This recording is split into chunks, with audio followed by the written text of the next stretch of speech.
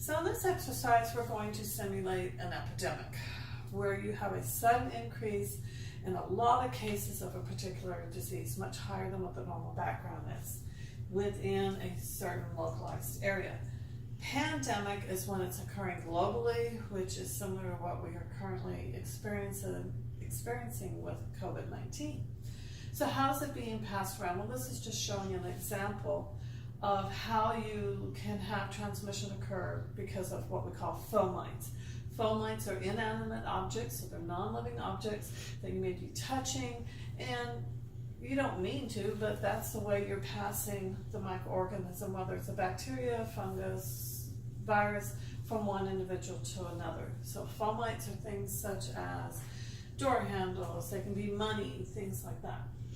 In this experiment, what we're going to use to simulate this is we have yeast, just regular baker's yeast. If you bake bread, it's the same thing.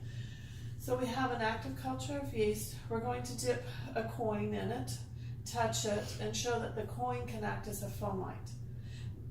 In other words, did I actually touch the yeast? No, but the coin goes into the yeast, and then we're going to pass the coin to different individuals and then test to see if the yeast is still on there. How are we going to test that? H2O2 is hydrogen peroxide. Yeast have an enzyme, catalase, that can break hydrogen peroxide down. So this enzyme that will break it down, and like I said, it's called catalase.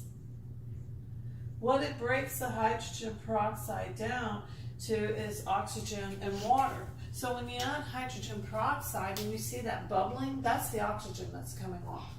So that's a way that we can monitor. Yeast have the catalase. So if yeast is put in the presence of hydrogen peroxide, we're going to see bubbling. So essentially that's what we're going to do. And you can do this at home if you want to play around with it yourself. We just have just regular rapid rise yeast. Like I said, like if you're a baker, you're very familiar with this. That I've already activated it by putting it in some warm water, add a little bit of sugar, so you can see it's very actively growing there. The other thing you're going to need is hydrogen peroxide, just over the counter, which you can buy at whatever choice of store you like. In these little cups, I have already placed just a little bit of hydrogen peroxide. It doesn't matter the volume, just as long as you have some there. So what I'm going to do first is I will take a coin. I'm going to dip it. Now, if you wanted to, you could drop this all the way in, but I'm going to dip it in the yeast mixture here. So you'll notice I'm going to come with this hand now. Did this hand go in the yeast and touch it? No, it did not. I'm only going to use this hand to touch the coin. The coin is the fomite. So I'm going to touch the coin here. How are we going to see if I transfer it? If you look into the cup, you can see that there's bubbles forming.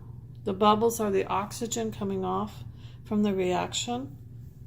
The hydrogen peroxide in there. So that's a positive test. Yes, there's yeast. Well, you could see it on that. This is just one person. So now we're going to do this again, same way. I'm going to take the coin, just kind of mix it in that lovely yeast mixture. I'm going to touch it. Now I have another individual coming over here. I'm going to pass the coin to you. Rub your hands on it. You dump it into cup number 2. And then you check to see, is there bubbling occurring? Now in the instructions, it calls for, actually for you to take, you could take like a Q-tip and you could rub it on the fingers to see if the yeast is on your fingers, and then pour hydrogen peroxide over that. It's hard to see that on a camera, so we're kind of modifying this. So now we're going to go for round 3. Sorry, I ran out of pennies, so we're going to use a quarter.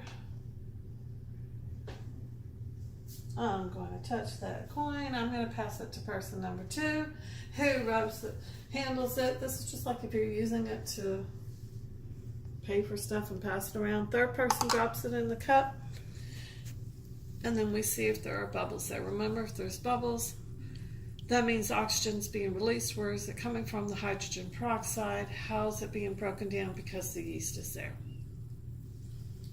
This is just one of many ways that you can show how the causative agent can be passed from one individual to another. It doesn't mean that you're necessarily touching, one hand to another. It can be through these fomites. This is one of the concerns that we've had, just trying to keep everything clean, especially if there is a pandemic in your area. It goes back to good hand washing, keeping things clean. Why? It's to prevent that transmission or the spread of the causative agent.